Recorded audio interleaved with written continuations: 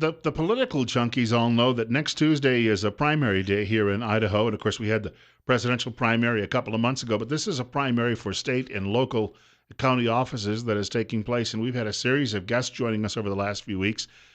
Maybe our final guest in this whole series, Doug McFall. He is the sheriff in Jerome County. First of all, welcome to our program. Good morning, Bill. Thanks for having me. I was going to say, not too much of a drive, just over the bridge, and to drop in on us and say hello today.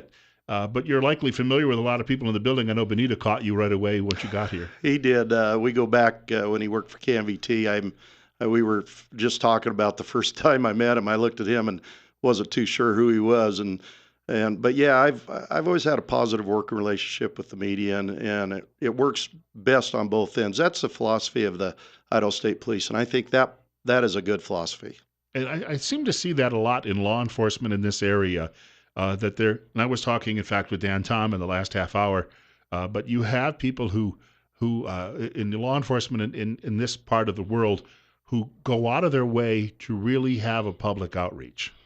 They really do, and I was listening, and and by the way, Dan, I passed you out there on Blue Lakes, and you didn't wave at me. So, but anyway, yeah, I really appreciate his point of view on community policing and public relations, and I think that's what makes us different in Idaho, and quite frankly, we get rewards returned because the citizens are very supportive of law enforcement in Idaho. You've probably found out by now. Now, running again, people probably are asking you, why did you decide to do this? Because you likely don't have to. I mean, this is something you decided to do, and you go various places around Jerome County. People are probably stopping you, and they're asking you, why do you want another term?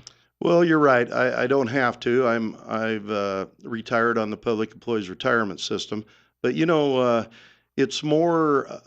It's kind of like a hobby. Law enforcement has been such a great career for me, a job that I look forward to going to every morning. Retired. I worked for several counties, the City of Idaho Falls Police Department. I was an MP in the Army. I spent 24 years with the Idaho State Police, retired as a sergeant.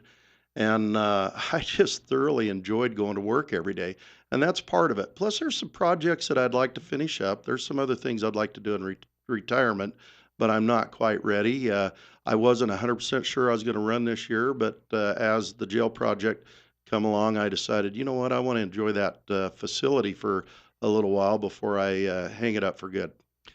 Jerome County, and I've talked to a lot of people who grew up there, some of my coworkers and the like. It has a reputation as being a sleepy county where there probably wasn't. Most of the crime would have been, related to property crimes and things like that would have happened. But over the years, I think the entire region has seen a spike in such things as methamphetamine, and you've got a major highway going through, or a couple of major highways, and that means it's part of that conduit that's going north and south between a lot of these folks involved in drug crimes and the like. There are some new challenges, obviously, that come along for law enforcers who we all tend to think it was always like Andy Griffith. It probably wasn't, but times have really changed. You were talking to Penny Main, weren't you? Yes. Yes. Yeah, actually, Penny and I went to school together as well. And absolutely, Jerome is an entirely different community than it was 40 years ago.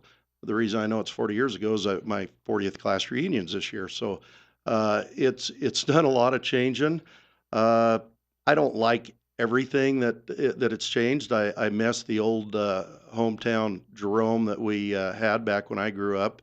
But there's a lot of people that still have not given up on the community, and they want to make it a better place to live. And I want to provide great law enforcement services, and I enjoy what I'm doing. That's why I keep on doing it. Some of those challenges too. I remember reading in the newspaper where, for instance, there's a big need for bilingual deputies and officers, maybe even trilingual. These changes are necessary because a lot of these people, they're afraid to come forward, and unless someone speaks to them in their own language, it's very difficult to communicate with them and get them to open up and, I guess, be more trustworthy. It is. Law enforcement's a lot different than it was when I worked for Idaho Falls Police Department back started there in January '79. We had one female officer on the entire force. Well, like in my jail, I'm striving to get close to 50% females in the jail, and quite frankly, I have 3, 4 female deputies that are bilingual, and that's just a plus for me. Uh, I still believe in all the core values of our great country and so forth, and I don't think that we ought to turn our national language to a different language, but there is a lot of great people of all backgrounds and ethnic uh, comings in our community, and quite frankly, it's pretty tough to operate over in Jerome without having some of those bilingual deputies. They're just a huge value to me. It's true. You need that. I mean, there's just no way if you're trying to work with people and ensure that we reduce crime, you have to have people who can communicate with everyone in town and in the county as well. Absolutely, and career paths in in my organization, Jerome County Sheriff's Office, is consistent on abilities and mentality and people skills. And my jail commander is a Hispanic female. She went to work there at a very young age. Did me a very good job. The sheriff before me hired her. She proved herself. She's a hard worker, and she let me know that she wanted to move up the chain of command, and quite frankly, she was the best fit for the job, and she's doing a great job running that jail. It's 13 minutes after 9 o'clock, and we have 52 right now. And our guest is the Jerome County Sheriff Doug McFall, spending a few more minutes with us on News Radio 1310 KLIX and NewsRadio1310.com. The show Top Story with Bill Colley. One of your neighboring counties has had some issues with its jail, Gooding or wherever it happened to be, but a lot of people who are getting into these new jails now are also looking at it as being the potential to help offset the cost. You can bring in inmates from other counties and the like. And let's face it, with the increase in drug crimes and the like, there are going to be more people filling these jails too, as well. Do you see that as being a way to help offset some of the costs of the new facility? I think it is. In fact, you speak of Gooding. Sheriff Goff was a great help to Jerome County over the last few years. He housed many of our inmates. Used to have the annex open, which was at essentially about double the size of his facility, and that was a great help because they were close by and so forth. We also were keeping inmates in Blaine County and Mini-Cassia, Elmore, sometimes as far away as Jefferson County over in eastern Idaho. But yeah, absolutely. This our facility, our jail is built to house inmates well into the future, and in the meanwhile, we have empty beds. I just met with the county commissioners up in Lincoln County last week about helping them with their problems. I've been in talks with Twin Falls County. They've got an overcrowding issue. It's really tough maintaining within the perimeters and keeping within the jail standards and running a jail nowadays. This jail is built from the ground up to meet all those standards and be the most efficient with the manpower. So my plan is to get those beds filled as quick as we can to help pay off the jail, down the road, and also to help those neighboring counties that are in crowding issues. Probably, though, from your standpoint, is it better for your own deputies? Because if you have to go to Jefferson County and places and do transports and the like for court appearances, that's always a hazardous job, or it can be. I remember when I was first working as a reporter in upstate New York, coming out of a courthouse one night, a deputy was shot and killed by a fellow still in his cuffs. But because it's these transport issues that sometimes are the most dangerous elements of dealing with an inmate. Absolutely. There's a lot of detention and correctional officers across the country that end up uh, getting overtaken on transports and so forth. My folks are very well trained. They use a lot of precautions. We do the job right, and we've had very good success because of that.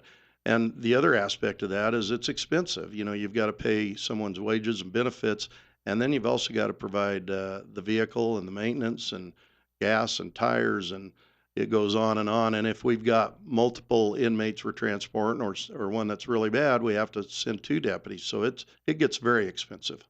Got to meet your opponent the other day. Seems like a very nice man, and I know that it's difficult in an election or a primary to always keep things civil. But why do you think that you're at this point still a better choice than he is? Well, we had to meet the candidate last night at over at the annex at Jerome, and John and I sat by each other, and we were actually discussing that, and we both brought it up. It's kind of refreshing to run in a campaign where you're not getting mud slammed on you. And in the past, quite frankly, I've had lies thrown on social media, and I finally had to just turn the Facebook off because I got so irritated reading it. But John has ran a clean campaign. He's a good guy. I've liked him for a lot of years. We've worked together, and uh, I'll tell you, my focus is on what I have to bring to the organization. I think I've accomplished a lot in the past with the jail and other programs. We have a contract with the city of Hazleton. We provide their law enforcement services. I've got 3 deputies living on the east end, which the citizens over there wanted to have more exposure. And I've got a BLM contract. I've got a successful Marine program, a great search and rescue. I've started the reserve program up. That's been going and helping us tremendously. I think I've got a lot to show in my past, and I'm not quite done. There's still a lot to be done getting the new facility up and running and on the path to success. The other thing, probably this go around, that I really want to focus on is the drug activities, the Hmm. illegal drugs in the community. I would love to either hire one investigator specifically to focus on drugs, or even partnership with the city of Jerome. And the chief and myself have talked about that. If we could find a way to finance that out of both the city and county coffers, we could possibly get an officer that would be working specifically in that area and work with the other task force within the valley here. People who might want to know a little bit more about the campaign and you, social media, talked a little bit about Facebook. How do they go about? I mean, can they? You've got a Facebook page, as I recall. Well, I've actually, our Facebook page is for the sheriff's office, and we try to put information on there. I did have a web page when I ran the first time around. I don't have a web page now. I'm on Facebook. People are welcome to message me there. Also, if anyone has any questions and they want to talk to me, just call into the sheriff's office. I'll return their call and chat with them about their concerns.